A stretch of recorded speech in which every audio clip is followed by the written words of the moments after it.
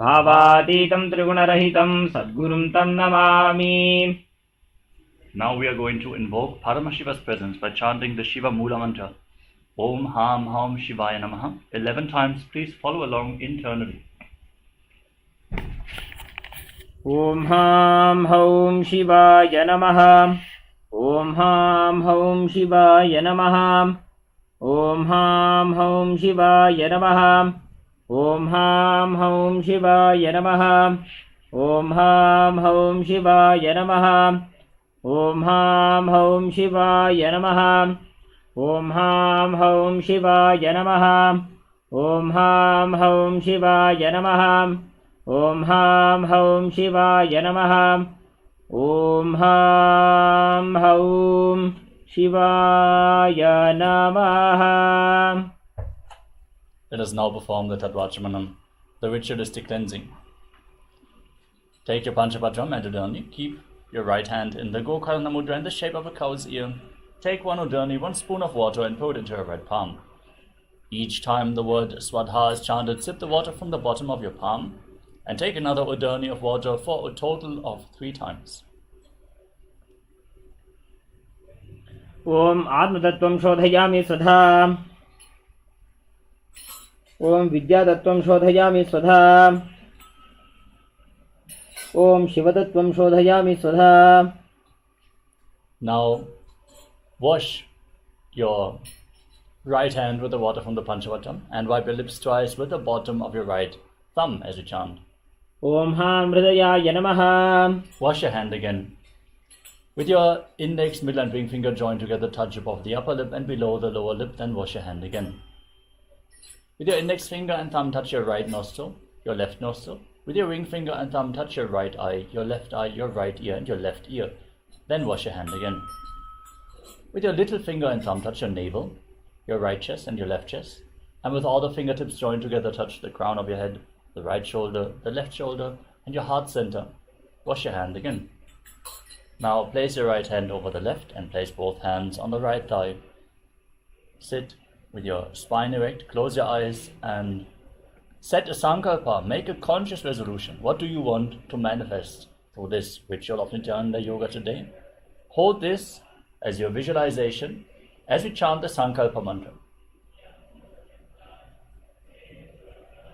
Om Mamopata Samasta Duritakshayadvara Bhagavat Shri Nityananda Paramashiva Prityartham Shri Nityanandeshwari Paramashiva Shakti Sameta Shri Nityanandeshwara Paramashiva Prityartham Cha Adya Purvokta Evam Guna Visheshena Vishishtayam Asyam Shubhadito पूर्ण आरोग्य युक्त दृढ़गात्र यौगिक शरीर सिद्ध्यर्थम परमशिव शक्त्या विस्करणार्थम नित्यानंद योगाभ्यासम करिष्ये. Now wash your right hand once more. Om apa upasprishya. And keep your Panchapatram and Udani aside out of harm's way as we get ready for the ritual of Nityananda Yoga. It is nice to see that the Kailasa Taiwan has gathered also in the Zoom room for today's Nityananda Yoga session. Thank you all for joining. And let us briefly go over the components of Nityananda Yoga. Yes, hello everyone. The components of Nityananda Yoga are as follows. Asana, physical body postures, aligning your physical body to Paramashiva, building strength in your body and flexibility, and strengthening your nervous system to hold the energy of Paramashiva. Pranayama, breathing techniques. By controlling the inhalation, retention and exhalation of the breath, you infuse intense prana into your system, cleansing your nadis, your energy channels within the body. Mudras, energy circuits performed with your hands and various other body parts, direct the prana flow, as they are literally energy circuits which awaken certain parts of your body and the non-mechanical parts of your brain. The bandhas, energy locks, prevent the prana from seeping out into the space around you and direct the Kundalini Shakti upwards along the spine through the Sushumna Nadi and hold it in the higher energy centers. The bandhas we are going to perform are the Mula Bandha, the root lock, contracting your perineal floor and pulling it inwards. preventing the prana from seeping out at the bottom of your spine, we're going to perform the Mula Bandha in every single asana. So whenever you catch yourself not performing the Mula Bandha, again re-engage the perineal flow. Uddiyana Bandha, the abdominal lock, pulling your stomach in and up towards your spine as you contract your muscles above and below the navel, intensely forcing the energy up the Sushumna Nadi, the central Nadi of the spine. And the Jalandhara Bandha, the throat lock, locking your chin to the chest and internally contracting your throat muscles, thus locking the throat, holding the energy in the higher energy centers. Perform all the three bandhas together or in succession, and they form Mahamudra Bandha, which is a powerful technique for Kundalini awakening, especially when paired with a pranayama. Next up is Karanas, sacred dance postures as they have been preserved throughout the temples in India. Moving your various body parts gracefully in synchronicity, aligning your body movements to the cosmic body movements, brings intense awareness into every single part of your body and makes your breathing intense but subtle. So with every single breath you will inhale more of that prana, you will absorb more prana with every single breath. This is a technique for rejuvenation of the very body. Next is the visualization. As you align your thinking to Paramashiva by visualizing whatever we are projecting on screen for each and every asana, embody that animal, that tree, that deity, and manifest Mano Shakti, the power of thought.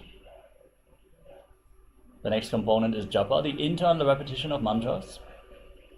Without striking a sound, internally repeat the mantra which we are projecting in the bottom left corner of the screen. We are also going to let you know when the japa changes. Try to continuously do the unbroken repetition of that japa, visualizing it rotating around your throat, cleansing the Vishuddhi chakra, activating Vak Shakti, the power of speech, as you align your speech to Paramashiva. Align your listening to Paramashiva by listening to the Sanskrit mantras that our Acharya is chanting throughout the asana practice.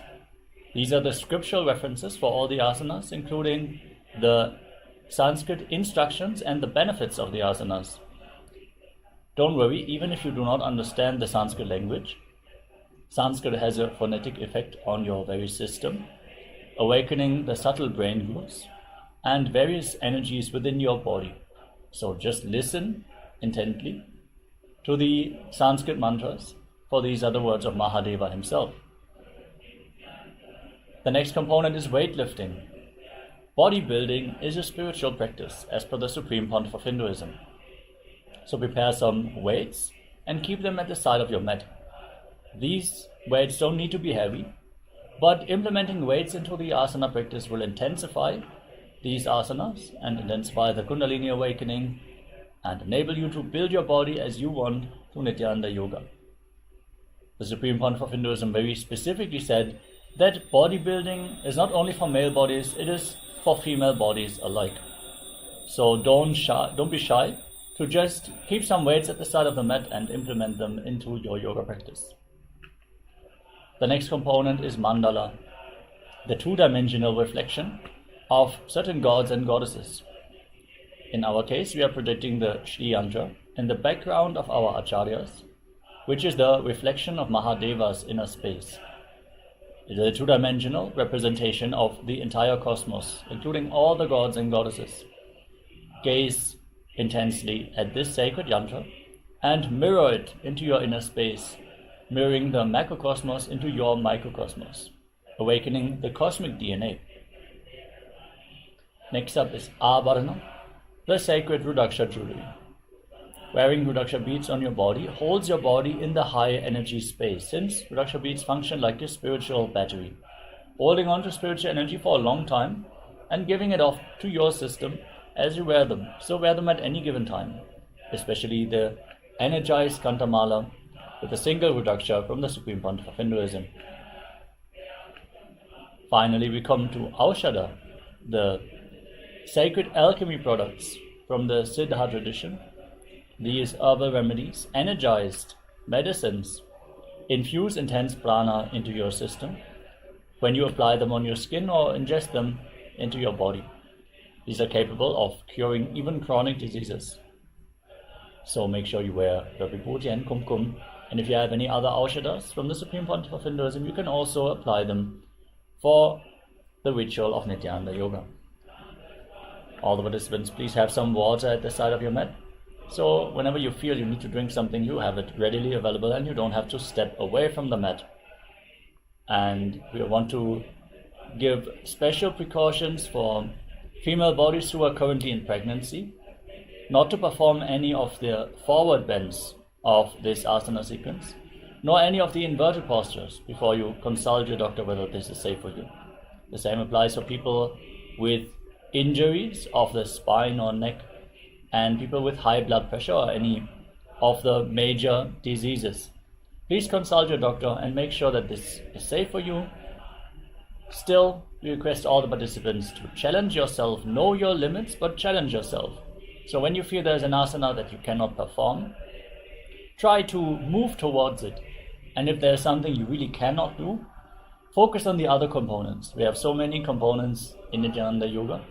You can intensify the bandhas, you can visualize intensely, perform the pranayama, or focus on the japa internally. Just be fully engaged into the yoga practice as we go through this Dvitiya Vinyasa Krama. Without further ado, let's get ready and let's get started.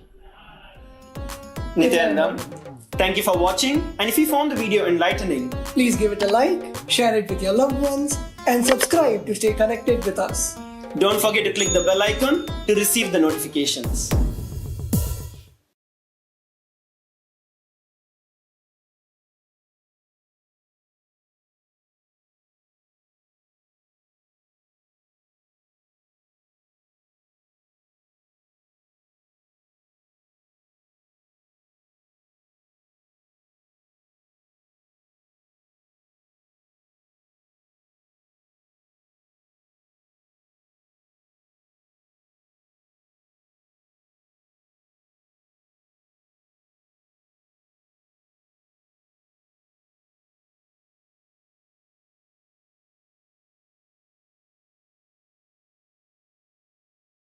Yes, now let us enter into the first asana of the sequence.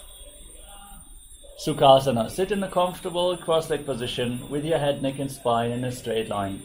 Keep your hands on top of your knees in Bindu Mudra with index fingers and thumbs touching. Visualize Lord Shiva in your inner space as you perform Samana Kumbhaka. Inhale deeply into your navel region, hold your breath. Exhale fully, again hold your breath. Visualize a flame rising up your spine from your navel region as you engage Mahamudra Bandha, the root lock, the abdominal lock and the throat lock, all the bandhas together. Internally chant the japa Soham, Soham, Soham continuously throughout the first few asanas, starting off with Sukhasana.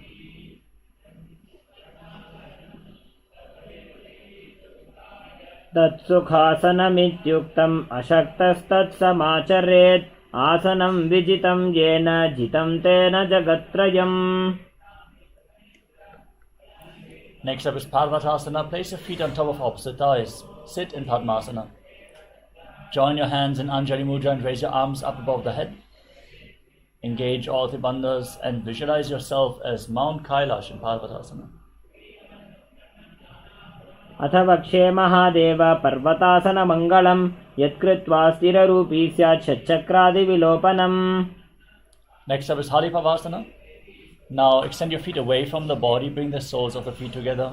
Interlock your fingers behind your back and lean forward and down. Bring your forehead on the ground behind your heels. Gaze to your nose, engage Mahamudra Bandha and visualize Swamiji in Halipavasana. पूरवविधियाहु मे जानो उभयपगथली सम्पुटठानो तुष्टिपच्छेदो वूकरल्यावो दक्षिणकरसो वामगहावो.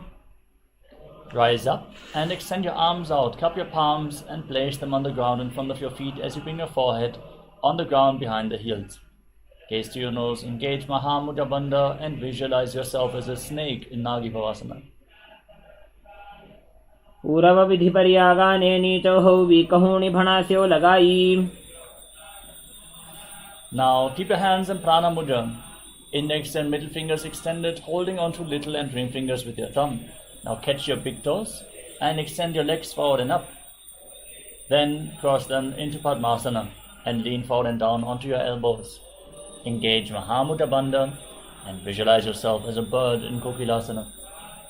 अथान्यतासनं वक्ष्ये येन सिद्धो भवेन्नरः अकस्मात् वायुसञ्चारं कोकिलाख्यासनेन च. Next up is Nityasana. Stack your knees and ankles.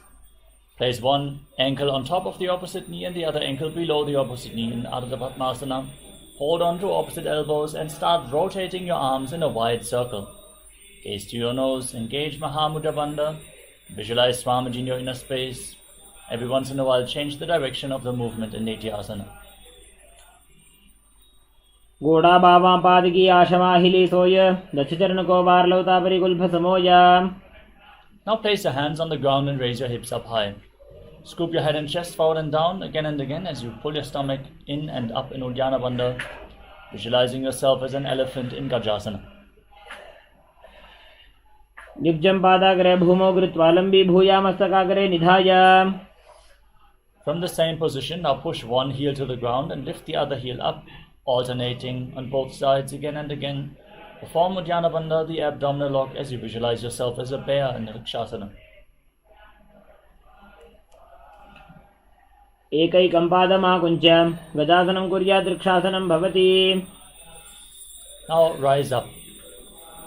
Stand on the tips of your big toes with your hands in front of your chest in Hridaya Mudra, index, middle and ring fingers joined together.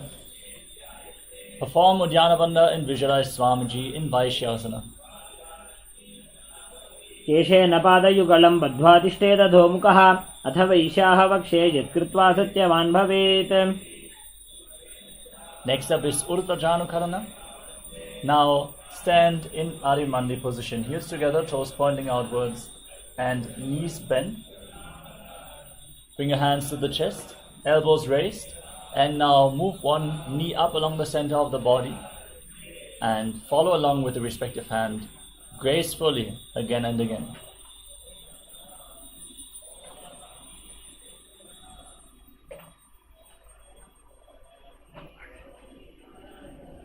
Next up is Balalingasana. Now interlock your fingers from the outside in Sarva Shankari Mudra. Pull one knee up towards your chest, pull it close with your hands. Engage all three bandhas, Mahamudra Bandha, and visualize yourself holding a baby, still chanting Soham again and again internally in Balalingasana. एकं दानोरसि आलिङ्ग्य साधव्यं बाललिङ्गनं भवति. Now pull the foot behind towards your buttocks with both hands interlocked in Parashva Mudra. Engage Mahamudra Bandha, all three bandhas, and visualize Swamiji in Padapitanasana. स्थित्वैकस्मिन् पादतले कराभ्यां वेष्टयेत् तनुं पृष्ठे संस्थाप्य यत्नेन पादपीडनमासनम्. Now hold the sole of the foot from the inside, kick the leg back and up, and extend the other hand forward in Bindu Mudra. Visualize yourself as Lord Nataraja in Natarajasana. उत्तानपादं क्रौञ्चं च मरीचिं वीरभद्रकं नटराजं त्रिकोणं च सुप्ताङ्गुष्ठप्रसारणे. Now repeat Balalingasana on the other side. Pull the other knee towards your chest. As you engage Mahamudra Bandha, visualize yourself holding a baby. एकं दानोरसि आलिङ्ग्य स्थातव्यं बाललिङ्गनं भवति. Now pull the foot behind, interlock your fingers, engage Mahamudra Bandha. Keep your knees close together as you visualize Swamiji in Padapitanasana on the other side. स्थित्वैकस्मिन् पादतले कराभ्यां वेष्टयेत् तनुं पृष्ठे संस्थाप्य यत्नेन पादपीडनमासनम्. Now hold the sole of the foot from the inside, kick the leg back and up, and extend your other arm forward with the hand in Bindu Mudra. Visualize yourself dancing as Lord Nataraja in Natarajasana. उत्तानपादं क्रौञ्चं च मरीचिं वीरभद्रकं नटराजं त्रिकोणं च सुप्ताङ्गुष्ठप्रसारणे. We move on to Ardharich Karana from Arimandi position. Heels together, toes pointing outwards and knees bent. Bring your hands to the chest. Then step the right foot behind the left and swing the right arm back and forth like a pendulum. Gracefully move your fingers one by one and place your hand over the nose. Uncross your ankles, step the other foot behind, and repeat the movement on the other side.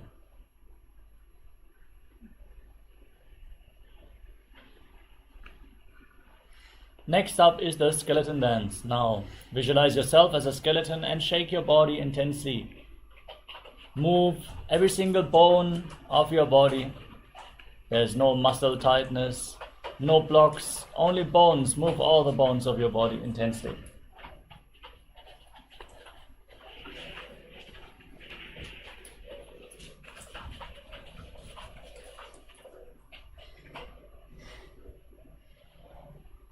We move on to Katichina Karana from Arimandi position. Heels together, toes pointing outwards, knees bent. Cross your arms over top of your head. Rotate your body to one side and open up your arms. Cross them back as you return to the center and repeat this movement on both sides again and again.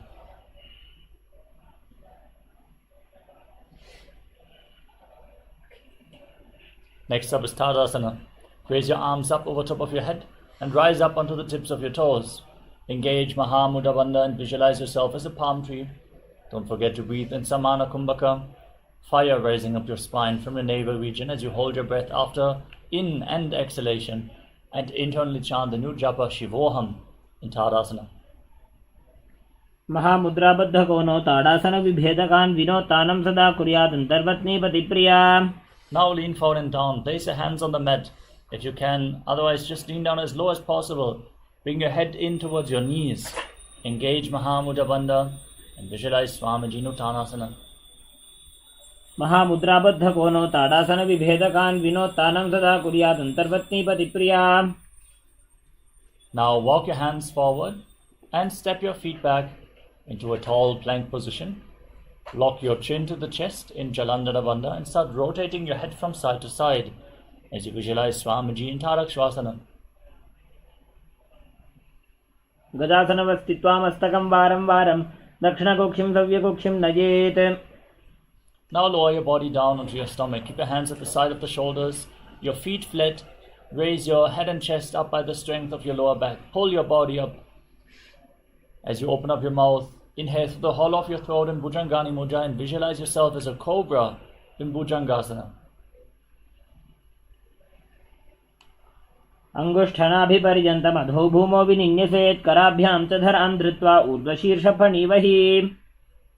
Now push your body up into a plank position and alternate pulling your knees in towards your chest. Breathe deeply through your nose, leading the prana along your spine and holding the breath on and off along the various energy centers of your spine, the chakras in Sahadra Kumbhaka, as you visualize Swamiji in Shashasana. गजासन संस्थितो जानुद्वयमाकुञ्च वारं वारं कर्तव्यं शशासनं भवति. Next up is Rathasana. Now step one foot forward in between the two hands and simultaneously jump the front foot back and bring the other foot in between the hands again and again, visualizing yourself pulling a chariot in Rathasana. गजासन संस्थितौ एकैकं पादं पुरोमार्गेण भ्रामयित्वा कर्तव्यं तथासनं भवति. With one foot forward, rise up. Keep the back toes facing sideways, bend the front knee at a 90-degree angle, and raise your arms up parallel above your head. Engage Uddiyana Bandha, gaze towards your third eye, and visualize yourself as Lord Veerabhadra in Veerabhadrasana. वासिष्ठमथ कौण्डिन्यम् ऊर्ध्वकुक्कुटमेव च अष्टावक्रमथोत्थानं मयूरं सेतुबन्धनम्. Now exchange the position of your feet. Step the other foot forward, bend the knee at a 90-degree angle, raise your arms up, gaze up, and visualize yourself as Lord Veerabhadra with 8 arms in Veerabhadrasana.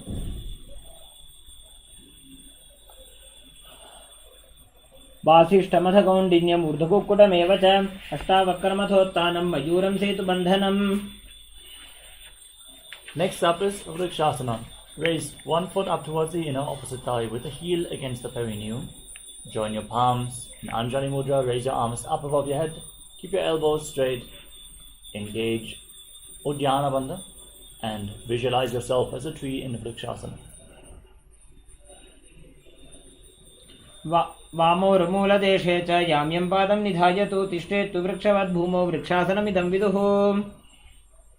Now bring the right foot on top of the opposite hip And join your hands in Namaskara Mudra in front of your heart center as you visualize yourself as Lord Garuda in Garudasana. गरुडासनमावक्षे येन ध्यानं स्थिरं भवेत् सर्वदोषाद्विनिर्मुक्तो भवतीह महाबली. Now repeat Vrikshasana. On the other side, raise the other foot upwards towards the inner opposite thigh.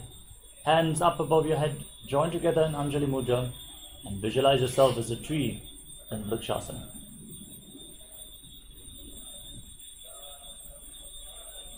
वामोरुमूलदेशे च जाम्यं पादं निधायतो तिष्ठेत्तु वृक्षवद्भूमौ वृक्षासनमिदं विदुः. Now bring the raised foot on top of the opposite hip and join your hands in Namaskara Mudra in front of your heart center as you visualize yourself as Lord Garuda in Garudasana on the other side. गरुडासनमावक्षे येन ध्यानं स्थिरं भवेत् सर्वदोषाद्विनिर्मुक्तो भवतीह महाबली. Now step one foot forward and step the other foot far back. Keep your back toes facing sideways, extend your arms out parallel to the ground and lean forward and down. Bring one hand to the foot, raise the other arm straight up towards the sky. Rotate your shoulders, align your arms and gaze up as you visualize yourself as a triangle in Trikonasana. उत्तानपादं क्रौञ्चं च मरीचिं वीरभद्रकं नटराजं त्रिकोणं च सुप्ताङ्गुष्ठप्रसारणे. Now exchange the position of your feet and lean down towards the other side. Bring the other foot down, the other hand down towards the foot, arm up, gaze up, and repeat Trikonasana, the triangle posture on the other side. उत्तानपादं क्रौञ्चं च मरीचिं वीरभद्रकं नटराजं त्रिकोणं च सुप्ताङ्गुष्ठप्रसारणे. Now rise up and bring your heels together, toes pointing outwards and knees bent. In Adimandi posture, raise one heel off the ground and bring your hands in front of your chest with the palms facing each other. Stomp the waist heel to the mat, lift the other heel up and exchange the position of your hands in front of your chest again and again in Nikutta Kakarana.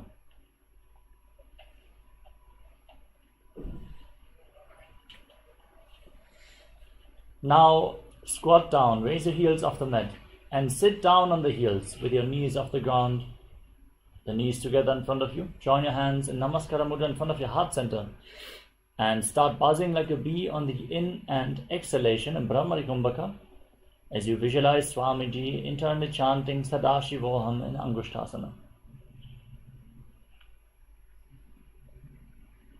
कबन्धासनमित्याहुः गोरक्षासनमेव च अङ्गुष्ठमुष्टिकं ज्ञेयं ब्रह्मप्रासादितं तथा. Now step one foot forward and keep your hands at the side of the body with the palms facing forward, fingertips barely touching the ground in Vara Mudra. Visualize Swamiji in your inner space in Saurasana.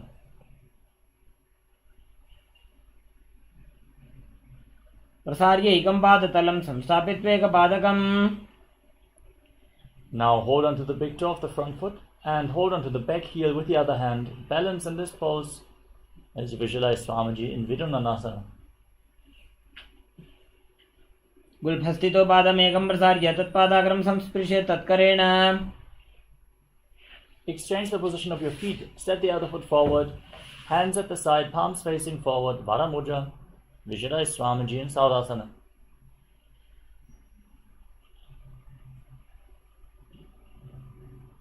प्रसार्य एकं पादतलं संस्थापित्वेकपादकम्. Now repeat Vidunanasana. Hold on to the big toe of the front foot and hold on to the back heel. Balance as you visualize Swamiji in your inner space. गुल्फस्थितो पादमेकं प्रसार्य तत्पादाग्रं संस्पृश्य तत्करेण. Now step both feet in and sit on the raised heels. Separate your knees and place your hands on top with the palms facing up. Lock your chin to the chest. Lock your throat in Jalandhara Bandha and gaze through the gap between the palms. In Shambhavi Mudra with eyes open wide, unblinking, fix your gaze at the space in between your hands and gaze within as you visualize Swamiji in Brahmajurankushasana. दो गुफणा पानी होय वैसे एड़ी Mailer गुदानी वैसे. Now drop your knees to the ground and sit on the raised heels. Keep your toes tucked. Place your hands on your thighs. Pull your stomach in and up in Uddiyana Bandha. Lock your stomach muscles as you gaze towards the tip of the nose and visualize yourself as sage Kapila Muni in Kapilasana. उभय पगथली समट हरावे तिनको माहिली core मिलावे. We move on to Padragodakasana. Maintain the same posture and shift your gaze up towards your third eye as you visualize Swamiji in your inner space. दोबू पगथली संपुट करे कोरवारली भू परिधरे. Now raise your knees off the ground. Bring the soles of the feet together. Join your thumbs and little fingers and open up your palms, resembling a lotus flower in Padma Mudra. Raise your arms up above your head. Gaze through the gap between the palms. Perform Uddiyana Bandha and visualize Lord Surya in your inner space, continuously buzzing like a bee in Suryasana. एड़ी दोबू गुदा तरियाणे हना पानी बैठक पुनिठाने. Now drop your knees to the ground and place the top of the feet flat. Keep your hands on the knees, gaze up towards your third eye, and visualize a frog. Visualize yourself as a frog as you perform Manduki Mudra, pressing your tongue up flat against the palate of the mouth and calmly breathing through your nose in Sahadra Kumbhaka in Mandukasana. पादतलौ पृष्ठदेशे अंगुष्ठे द्वे च संस्पृशे जानुयुग्मं पुरस्कृत्य साधयेन्मण्डुकासनम्. Next up is Uttana Mandukasana. From the same position, bring your hands behind your back and hold on to opposite shoulders. Gaze up towards your third eye and engage Uddiyana Bandha, visualizing yourself as a frog in Uttana Mandukasana. मंडुकासन मध्यस्थं गुरुपराभ्यां धृतं शिरः.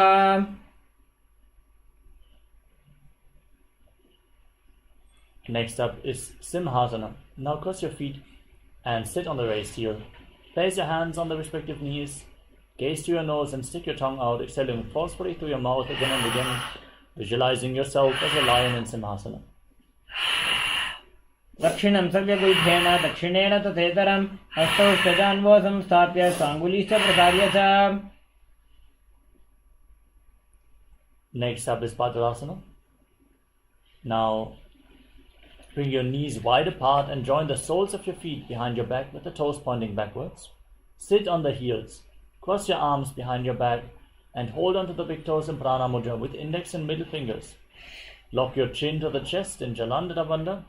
Gaze towards the tip of the nose and return to buzzing like a bee in Brahmari Kumbhaka as you visualize Swamiji in Bhadrasana. गुल्फौ च वृषणस्याधो व्युत्क्रमेण समाहितः.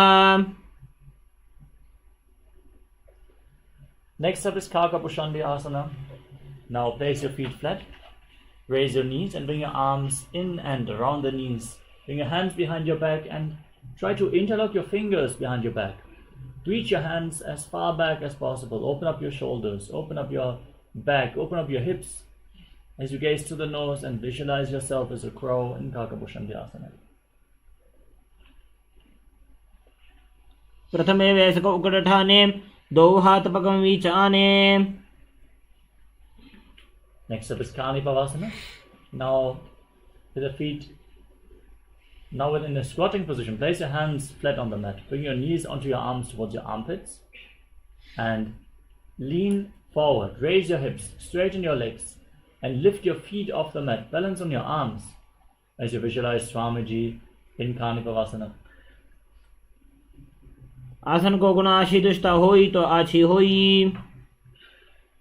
Next up is Kapali Asana, the first inverted posture of this sequence. Requesting all the participants to take the necessary precautions for the inverted postures. If you need any support, you can lean against the wall or ask a partner to assist you in this asana. Now place your hands on the ground, place your head on the mat, form a triangle between your head and your hands. Bring your knees onto your elbows, your hips above the shoulders, and raise your legs up into a headstand. Align your knees with the hips, your ankles with the knees, straighten your body, gaze to the nose and visualize Swamiji still buzzing like a bee in Brahmari Kumbhaka and Kapali Asana. शीश शीशा धरती टेकी पग दो भूमि लिवा ऊंचा को करे. Now lower your legs down. We are going to move on to performing Rechaka Kumbhaka. Exhaling fully and holding the breath after every exhalation. Like this, from a squatting position with your hands on the ground, twist your body. Align one knee and the respective hip with your elbows. Lean forward and extend your legs out to the side. Balance on your arms as you gaze to your third eye and visualize yourself as a peacock in Paramashivoham. मयूरं दंडवत् कुर्यान् मायूरं दंडनामकम्. Now twist your body in the opposite direction. Again, lean onto your elbows, lean forward, lift your legs off the ground and extend them to the side. Gaze to your third eye and visualize yourself as a beautiful peacock in Paramashivoham. मयूरं दंडवत् कुर्यान् मायूरं दंडनामकम्. Now walk your hands forward. Step one foot outside the shoulder, in between the two hands. Push your hips forward, gaze up, and visualize yourself as Lord Kala Bhairava in Bhairaganathaasana. आसन को गुण पीती जाई. Step the front foot back. Bring the other foot outside the shoulder, in between the hands. Gaze up. Contract the perineal floor. Visualize yourself as Lord Kala Bhairava in Bhairaganathaasana on the other side.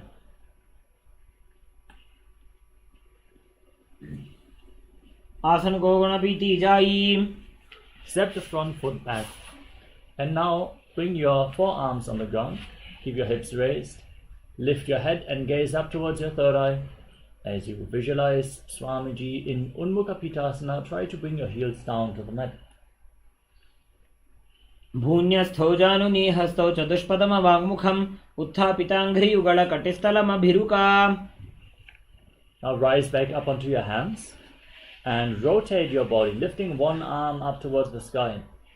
Gaze up along the raised arm and keep your body straight as a plank. Neither bulge nor dip. Keep your body straight and visualize yourself as Sage Vashishta in Vashishtasana.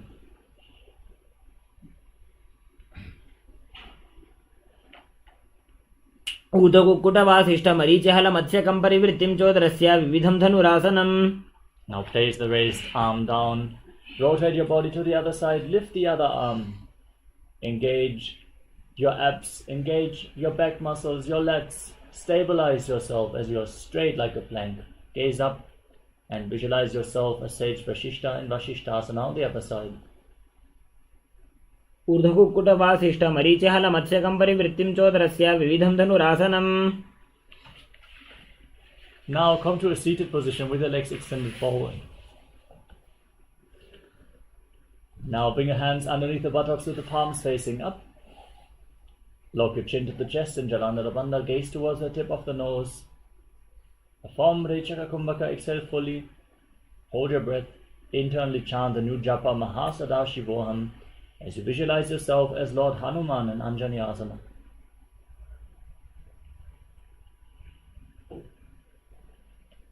दोबू करकी उभय हथेली कोरवार ली मैले भेली. Now lean forward and down. Hold onto your big toes in Prana Mudra. Bring your head down towards the knees as low as possible. Engage your core intensely. Perform Mahamudra Bandha as you visualize Swamiji in Paschimottanasana. जानु परिललाटन्तो पश्चिमं तानमुच्यते येन केन प्रकारेण सुखं धार्यं च जायते. Rise up and slightly separate your knees. Interlock your hands around your neck and lean forward and down. Bring your head in between the knees, elbows outside the legs. Squeeze your core as you engage Mahamudra Bandha and visualize Goddess Kali in your inner space in Ugrasana. स्वपाणिभ्यां दृढं धृत्वा जानु परिशिरोन्यसेत्.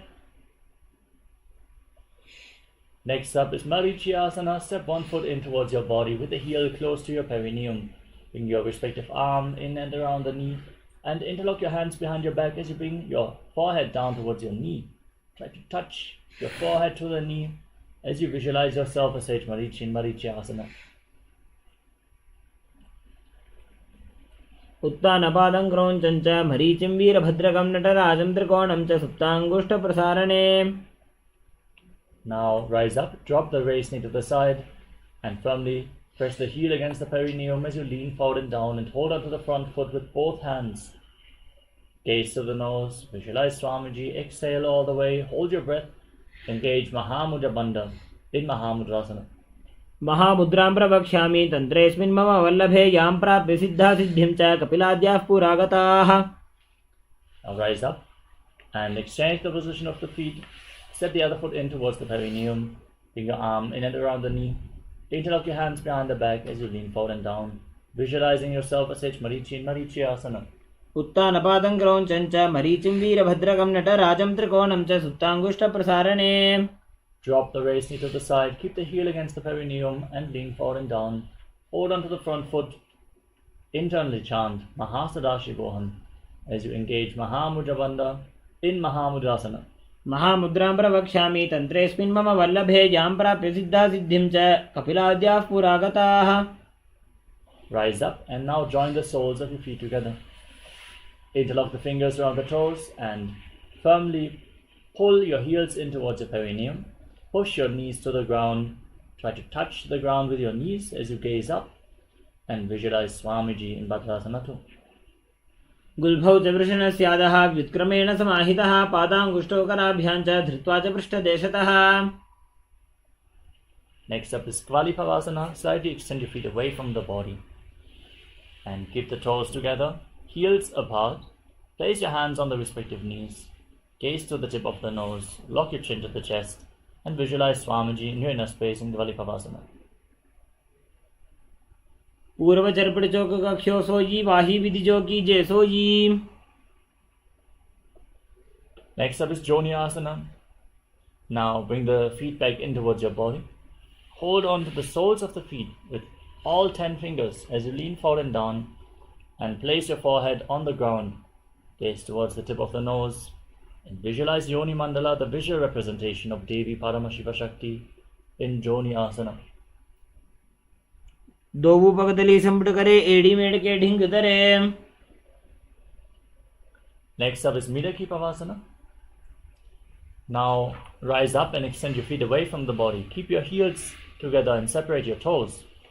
As you extend your arms out to the side, lean forward and down and place your forehead on the ground behind the heels. Gaze to your nose and visualize Swamiji in Midaki Pavasana. पूर्व विधि परिपकथली संपुट शोल एड़ी मिली राशे.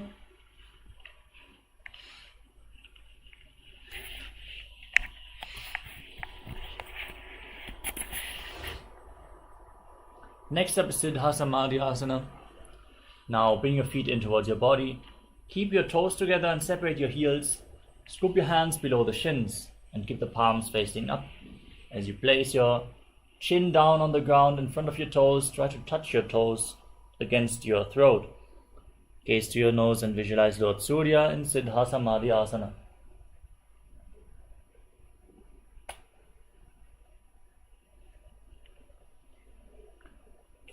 दोबू पगदली संपुट करे सोले मेड़ आगा में धरे. Next up is Chinaki Pavasana. Now keep the heels close to your perineum and separate your toes. Hold on to the feet and open them up like a book. As you press your elbows down onto your thighs, gaze to your nose and visualize Swamiji in your inner space. दो बगा की एड़ी धरती मगिवा मेढ़ लगावे. Next up is Charapada Chokasana. Place the soles of the feet together and place your hands on the respective knees, gently pushing your knees down to the ground. Hold your stomach in and up in Uddiyana Bandha. Gaze to your third eye and visualize Swamiji in Charapada Chokasana.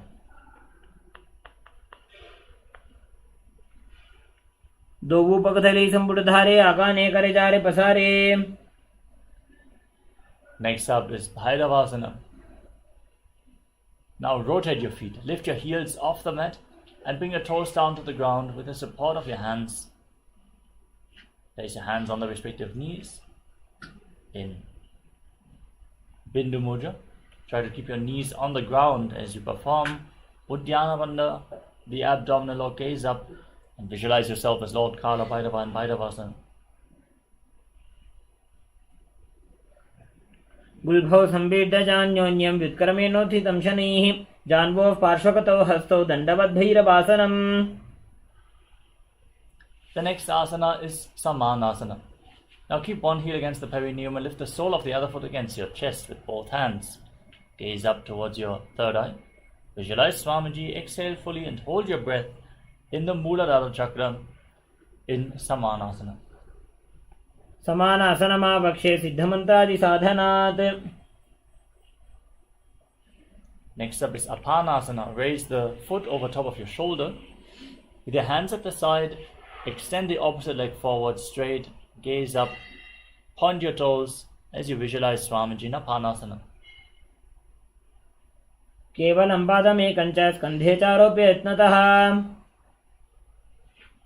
Next up is Samanasana on the other side. Bring the other heel against the perineum. Lift the sole of the opposite foot against your chest. Gaze to your third eye and visualize Swamiji in your inner space. समानासनमावक्षे सिद्धमन्त्रादिसाधनात्. Now lift the leg over top of your shoulder. Keep your hands at the side and extend the opposite leg forward and up. Gaze up and visualize Swamiji in Apanasana on the other side. केवलं पादमेकं च स्कन्धे चारोप्य यत्नतः. Next up is Gomukhasana. Now stack your knees in front of your body and keep the heels outside the hips. Interlock your hands on top of the knees as you gaze to the tip of the nose. Visualize the face of a cow, which is resembled by this asana. Breathe in Siddhkari Kumbhaka. Press your tongue up against the palate of your mouth and hiss through your teeth without your tongue actually touching the teeth. Internally chant Om Nityanandoham in Gomukhasana. सव्ये दक्षिणगुल्भं तु पृष्ठपार्श्वे नियोजयेत्.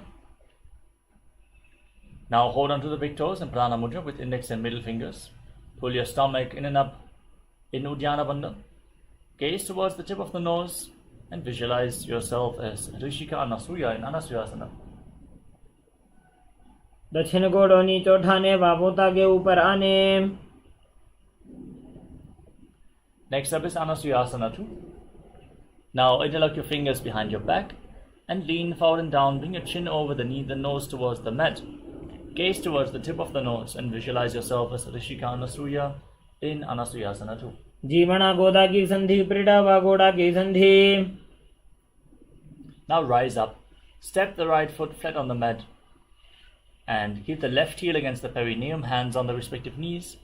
Gaze towards your nose and visualize yourself as Lord Garuda with big wings on your back in Garudasana 2.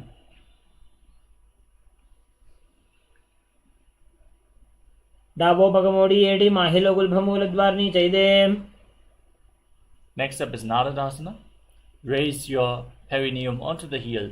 Interlock your fingers around the neck and twist your elbows outside the raised knee. Gaze up towards your third eye and visualize yourself as sage Narada in Naradasana.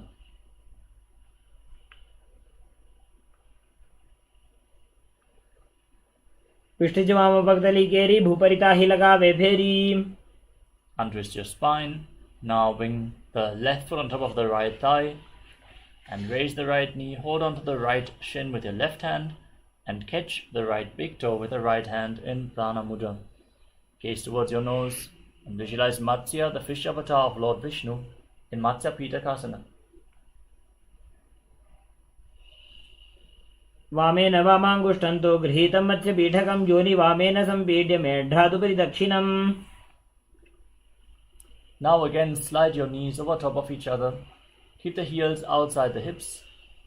Keep the other knee on top this time with your hands interlocked. Parashu Mudra. Gaze to your nose and visualize the face of a cow in Gomukhasana.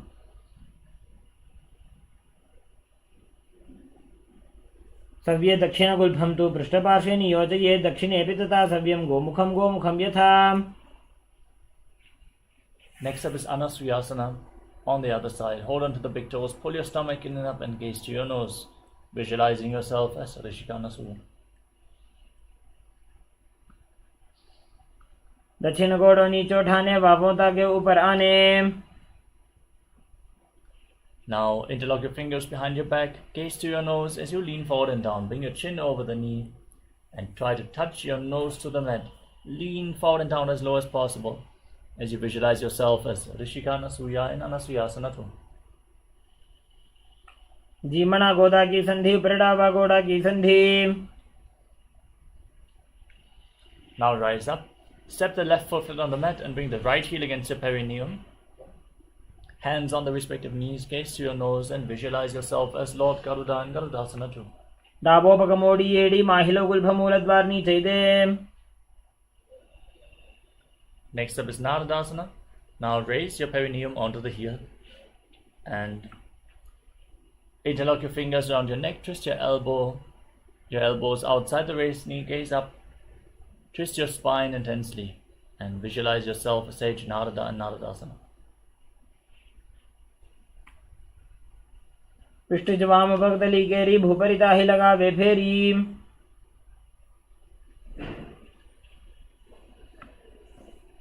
Now place the right foot on top of the left thigh and keep the left knee raised. Hold on to the left shin with the right hand, the left big toe with the left hand. Gaze to the nose and visualize Matsya, the fish avatar of Lord Vishnu in Matsya Pitakasana. वामेन वामाङ्गुष्ठन्तु गृहीतं मत्स्यपीठकम्. Now extend your legs out in front. Place the left foot on top of the right thigh. Raise the right knee. Twist the left elbow outside the right knee with a hand by the neck. The right hand on the ground behind you. Twist your spine. Gaze up and visualize Sage Matsyendranath, the master of Hatha Yoga, in Matsyendrasana.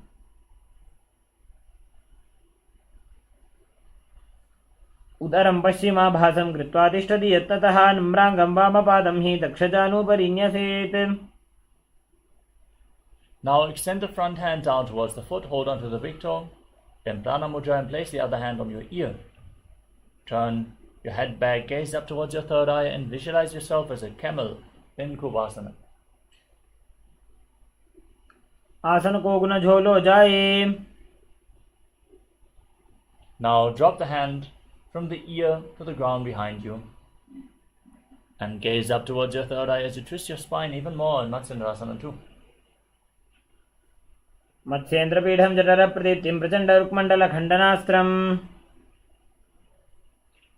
Now extend your legs out in front and bring the other foot on top of the opposite thigh. Raise the knee, twist your elbow outside the raised knee with the hand by the neck, the other hand on the ground behind you.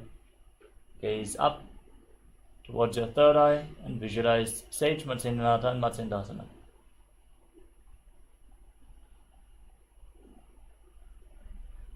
उदरं पश्चिमाभासं कृत्वा तिष्ठति यत्नतः.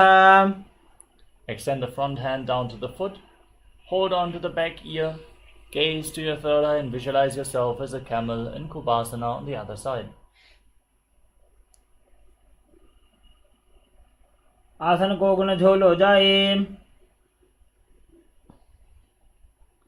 Now relax, place the hand on the ground behind you, gaze up and visualize Sage Matsyendranath in Matsyendrasana 2. मत्स्येन्द्रपीठं जठर प्रदीप्तिं Prachanda रुक्मण्डल खण्डनास्त्रम्. Now place your feet on top of opposite thighs. Sit in Padmasana, the lotus posture. Keep your hands flat on your knees. Gaze towards the tip of the nose. Engage Mahamudra Bandha or Tribandhas.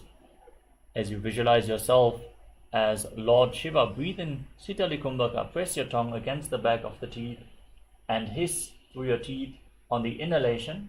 Exhale through your nose. Internally chant Om Nityananda Mahasadaशिवोहम in Padmasana.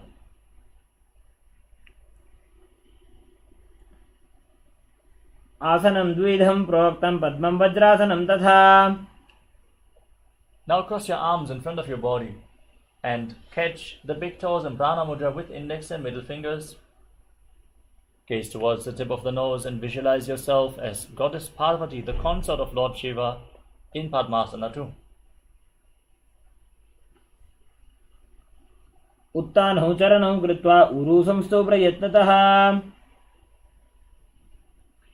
Now bring your hands through your legs and place your palms on the mat. Lift your entire body off the ground, balance on your arms, pull your knees up and visualize yourself as a rooster as you calmly breathe through your nose in Sahajra Kumbhaka and Kukkutasana.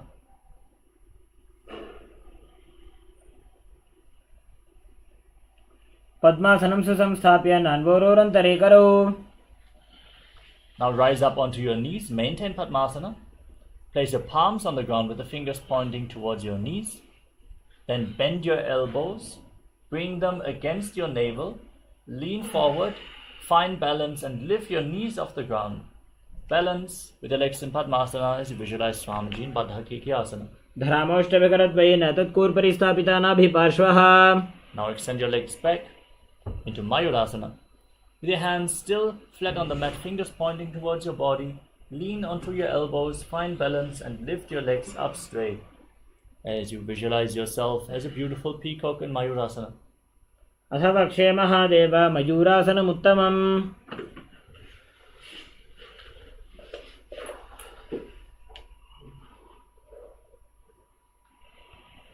Now lay down flat on your stomach and interlock your hands around your neck.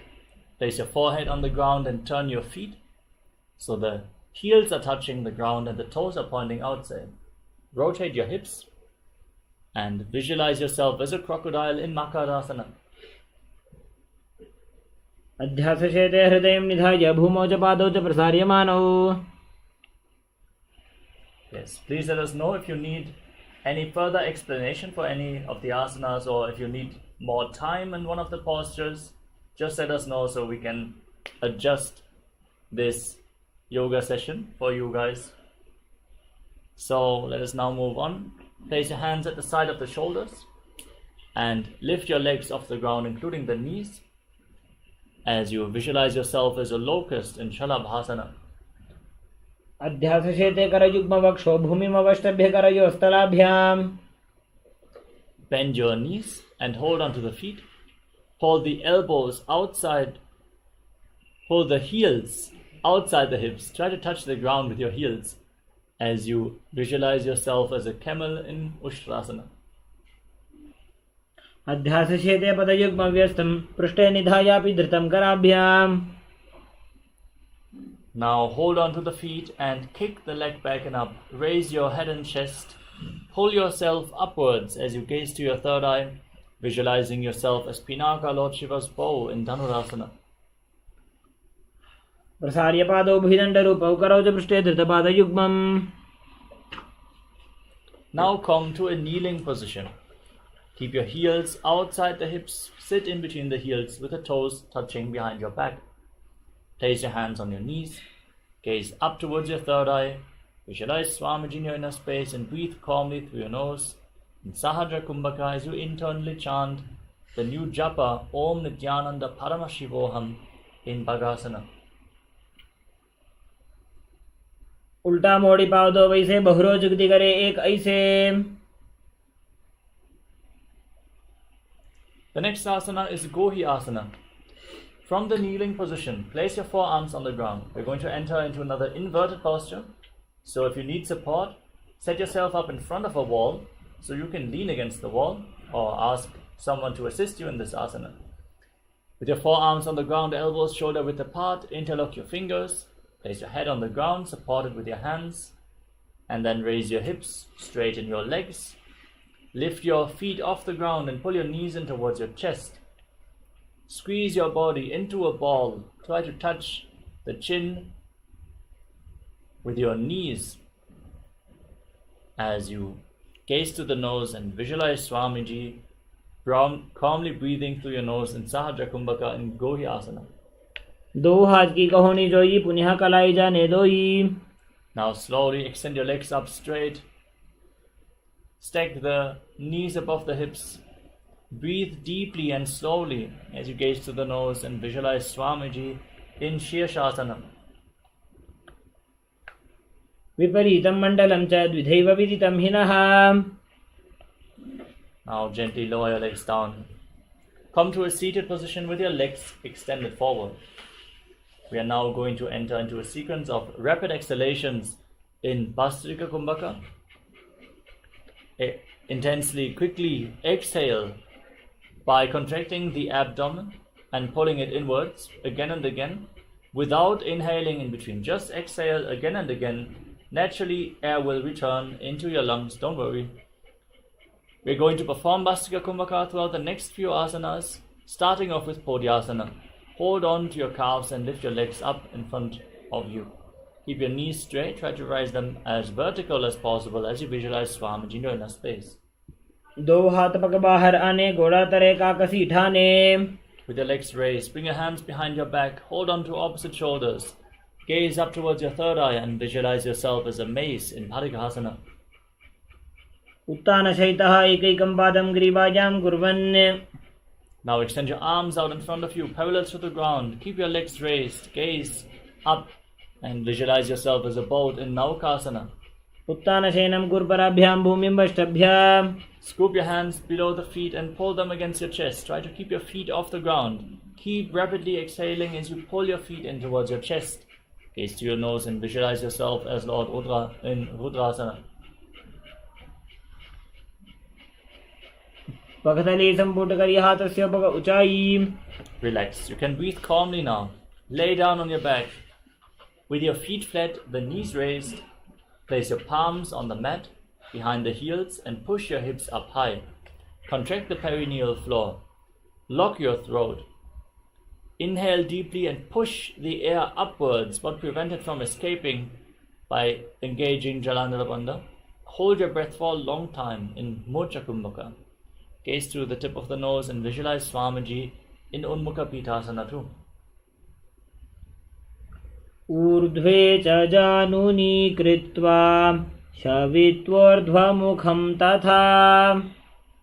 Now lay down on your back and keep your hands at the side of the hips, palms facing up. Breathe calmly and intensely. Pull the Kundalini Shakti up along your spine from the Muladhara all the way to the Sahasrara Chakra in Shakti Chalan Mudra. Unclutch from every minute movement of the body, internally and externally. Visualize your body is dead in Swamiji. The Supreme Pontiff of Hinduism is liberating you. Internally chant the Mahavakya Om Nityananda Paramashivoham in Shivasana. उत्तानं शववद्भूमौ शयनं तु शवासनं. शवासनं श्रान्तिहरं चित्तविश्रान्तिकारणम्.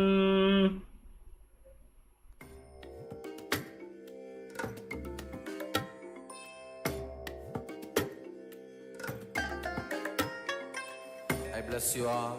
Let you all open all your three eyes and manifest the powers of Mahasadashiva. Om Nityananda Paramashivoham. Om Nityananda Paramashivoham.